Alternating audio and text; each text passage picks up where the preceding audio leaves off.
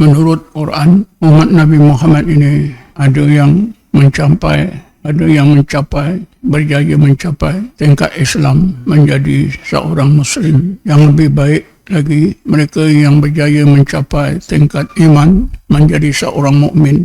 Seorang mukmin lebih baik berbanding dengan seorang Muslim. Karena setiap mukmin adalah Muslim, tapi bukan semua Muslim mukmin. Dan yang terbaik sekali ialah mereka yang mencapai tingkat ihsan menjadi seorang muhsin. Bila menjadi seorang muhsin, maka seorang muhsin akan dapat rahmat yang sempurna di dunia dan di akhirat. Allah Subhanahu wa taala berfirman, "Inna rahmatallahi qaribun minal muhsinin." Sesungguhnya rahmat Allah yang sempurna itu hampir dengan golongan muhsinin. Ini bermakna umat Nabi Muhammad yang hanya mencapai tingkat Islam menjadi Muslim, begitu juga yang mereka mencapai tingkat iman menjadi mukmin, tidak akan dapat rahmat Allah yang sempurna. Karena Allah khususkan dalam firman-Nya tadi, "Inna rahmatallahi qaribun minal muhsinin." Memanglah golongan muslimin dapat rahmat, tapi tak sempurna. Sesuailah dengan derajat Islam mereka, sesuai dengan gelaran muslimin mereka. Begitu juga golongan mukminin, mereka dapat rahmat sesuai dengan derajat mereka. Maka rahmat yang mereka terima tidak sempurna. Rahmat yang mereka terima tidak sempurna. Karena Allah telah khususkan, "Inna rahmatallahi qaribun minal muhsinin." Sesungguhnya rahmat Allah yang sempurna itu sangat hampir bagi golongan muhsinin.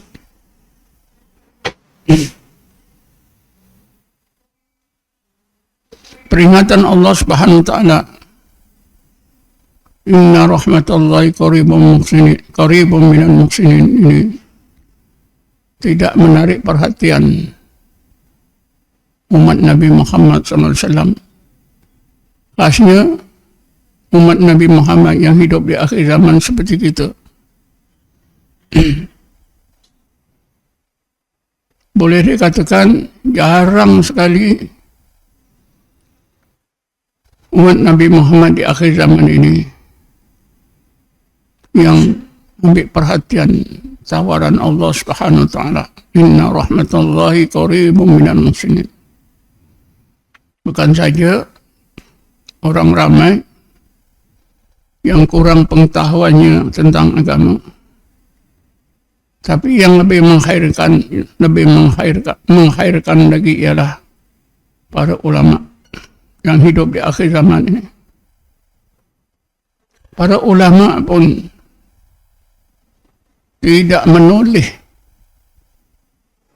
seruan Allah SWT, "Inna rahmatallahi qaribun minal muhsinin." Tentunya ayat ini membawa mesej yang terang. Wahai umat Muhammad sallallahu alaihi wasallam, tidaklah kamu tahu, aku akan kurniakan kamu rahmat yang sempurna zahir dan batin, dunia akhirat, sekiranya kamu menjadi seorang muhsin, sekiranya kamu tergolong dalam golongan muhsinin. Sehingga ulama pun tidak sedar, karena itu mereka menoleh pun tidak. Baca ayat ini pun jarang. Karena itu kita tak heran orang ramai seperti kita ini yang selalunya diistilahkan dalam tingkat sosial orang awam. Tentulah orang awam seperti kita ini lagi tidak ambil perhatian. Inna rahmatullahi qaribum minal muhsinin. Sepatutnya setiap kita sematkan di dalam hati. Tulis besar-besar di atas pintu di mana kita keluar masuk. Inna rahmatullahi qaribum minal muhsinin. Apabila kita terpandang terbaca ayat ini, mudah-mudahan timbul keinginan kita yang tulen di sudut hati kita. Hati kita menyebut, ya Allah, aku mau menjadi seorang muhsin, supaya engkau masukkan aku ke dalam golongan muhsinin, supaya aku dapat rahmatmu yang sempurna, zahir dan batin, dunia dan akhirat.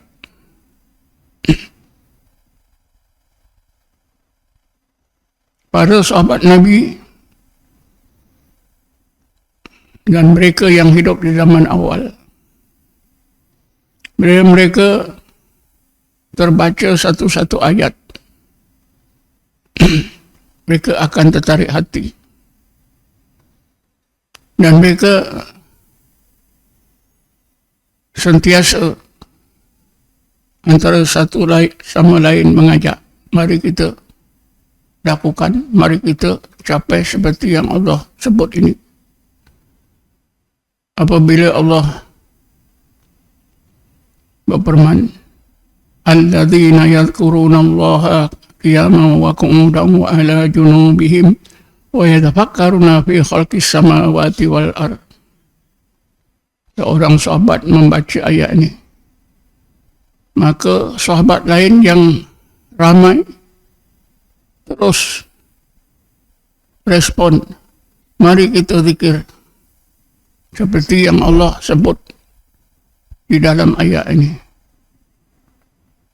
Lalu sahabat-sahabat membangun berzikir ramai-ramai.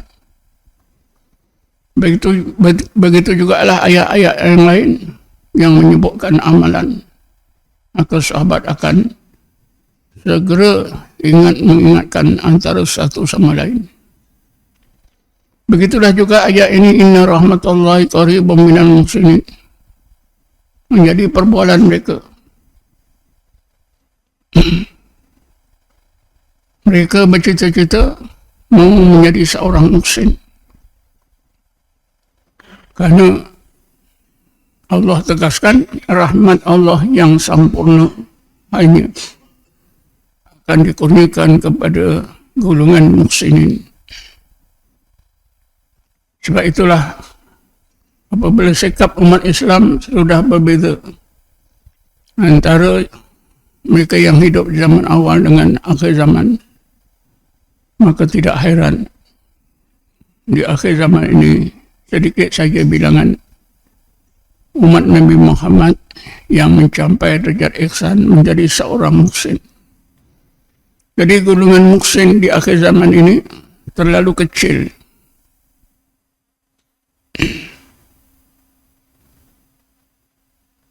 Karena itulah umat Islam di akhir zaman lemah. Karena di antara rahmat Allah yang Allah akan kurniakan, sentiasa kurniakan kepada golongan muhsinin ialah kekuatan iman, kekuatan keyakinan, kekuatan fizikal, mental, dan spiritual. Inilah yang menjadi tulang belakang umat Islam di zaman Rasulullah, zaman sahabat, kurun pertama, kedua, ketiga. Sehingga mereka disebut oleh Rasulullah sebaik-baik umat. Di mana Rasulullah bersabda, khairu kurni summal ladzina yalunahum summal ladzina yalunahum.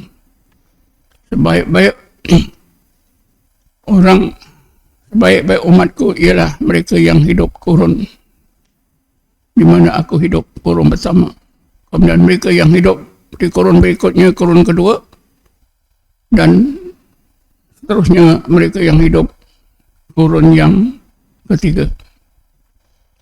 Summa yaksul kizbu, selepas kurun ketiga, maka akan tersebarlah kedustaan, penipuan di kalangan umat Nabi Muhammad SAW. Summa yaksul kizbu, fala ta'tamidu aqwalahum wa af'alahum.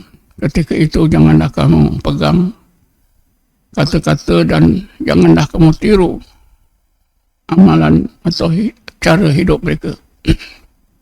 Marilah kita bersama-sama bertakwa kepada Allah, menjunjung titah perintahnya, menjauhkan segala larangannya,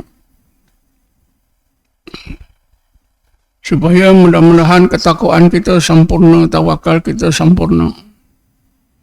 Apabila takwa kita sempurna, tawakal kita sempurna, maka Allah janjikan segala masalah yang kita hadapi dunia dan akhirat akan diberi penyelesaiannya oleh Allah Subhanahu Wa Taala.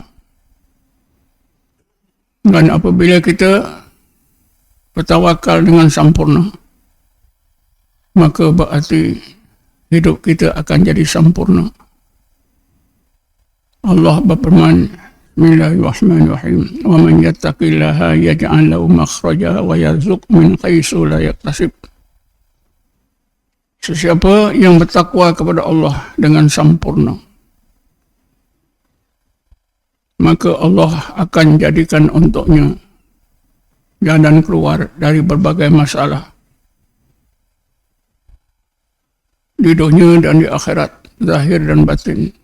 Dan Allah akan kurniakan kepadanya rezeki yang tak disangka-sangka, rezeki zahir maupun batin, rezeki yang berbentuk iman, amal, maupun yang berbentuk harta benda, kekayaan. Wa yarzuqhu min haitsu la yahtasib. Allah akan kurniakan kepadanya rezeki, sentiasa curahkan kepadanya rezeki yang tak disangka-sangka. Tentu antara kita ada pengalaman, kadang-kadang kita dapat rezeki yang orang kata rezeki terpijak. Tiba-tiba saja kita dapat rezeki yang banyak, mungkin berjuta. Kalau tidak kita, rakan-rakan kita. Kalau tidak rakan-rakan kita, jiran-jiran kita. Kalau tidak orang di kampung kita, orang yang hidup di daerah kita, mereka yang hidup di negara kita, mereka yang hidup di negara-negara lain. Ini semua kita sudah saksikan. Wa man yatawakkal 'alallahi fa huwa hasbuh. Siapa yang sempurna tawakalnya kepada Allah, maka cukuplah Allah sebagai pegantungan hatinya yang sebaik-baiknya. Inna Allah balighu amrih, karena urusan Allah itu mesti berlaku sebagaimana yang dikehendaki.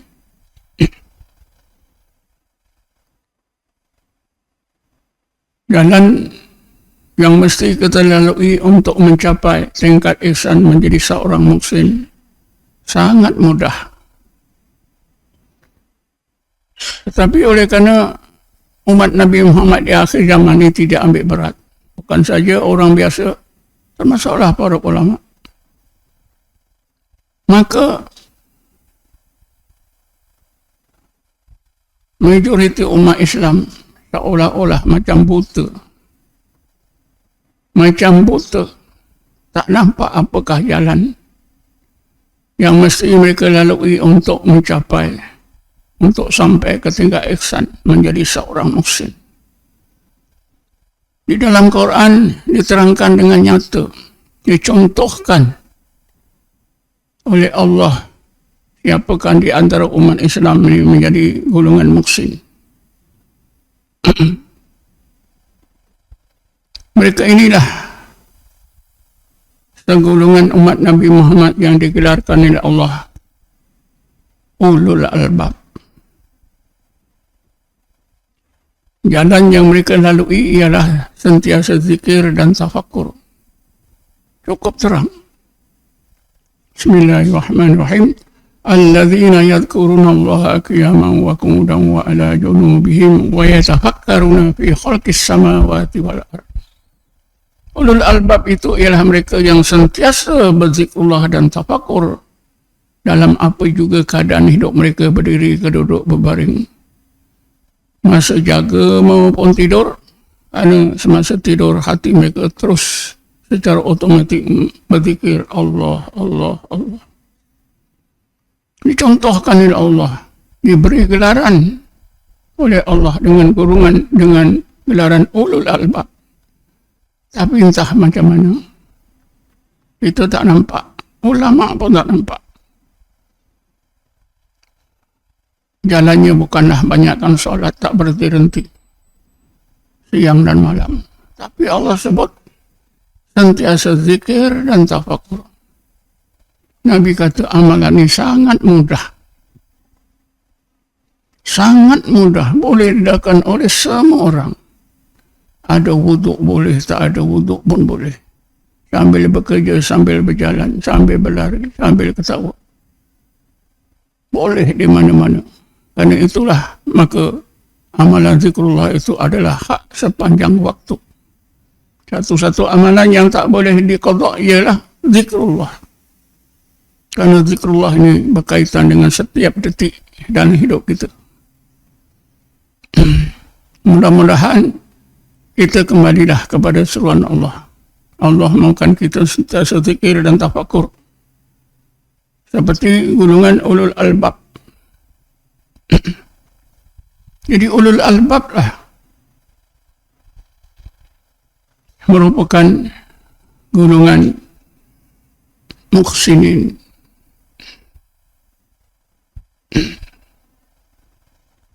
Kerana itulah amalan mereka, amalan terbaik. Bismillahirrahmanirrahim. Alladzina yastami'una al-qawla fayattabi'una ahsana. Ulaika alladzina hadahumullah wa ulaika hum ulul albab. Mereka itulah orang-orang yang bila mendengar pengajaran Allah, mereka amalkan dengan amalan yang terbaik. Mereka itulah orang-orang yang dapat hidayah pada Allah. Mereka itulah golongan ulul albab. Jadi ulul albab bila beramal, amalan mereka amalan terbaik.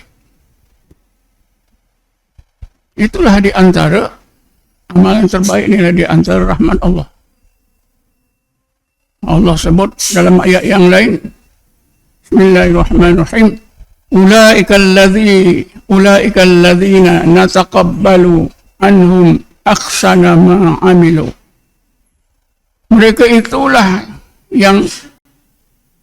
itulah orang-orang yang amalannya sebaik-baik amalan yang kami terima. Jadi Allah sudah ikhtiarkan dalam Quran amalan golongan muhsinin, amalan ulul albab. Allah sebutkan ulaika alladzina nataqabbalu anhum ahsana ma amilu. Mereka itulah golongan yang amal mereka kami terima kerana amalan mereka sebaik-baik amal.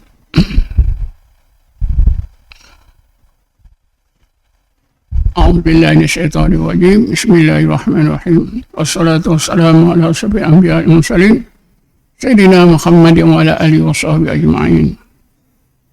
Allahumma ighfir lana warhamna, Allahumma ighfir lana warhamna, Allahumma ighfir lana warhamna. لآبائنا لأمهاتنا ولذوي الحقوق الواجبة علينا ولجميع المسلمين والمسلمات والمؤمنين والمؤمنات برحمتك يا أرحم الراحمين. اللهم اقسم لنا من خشيتك ما تحول به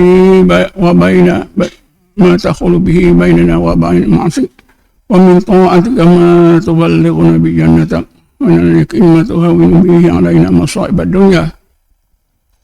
اللهم متئنا بأسمائنا وأبصارنا وقوتنا ما أحييتنا واجعله وارثا منا اللهم اجعل ثأرنا على من ظلمنا وانصرنا على من عادنا. اللهم لا تجعل الدنيا أكبر همنا ولا مبلغ علمنا ولا تسلط علينا يا الله من يرحمنا.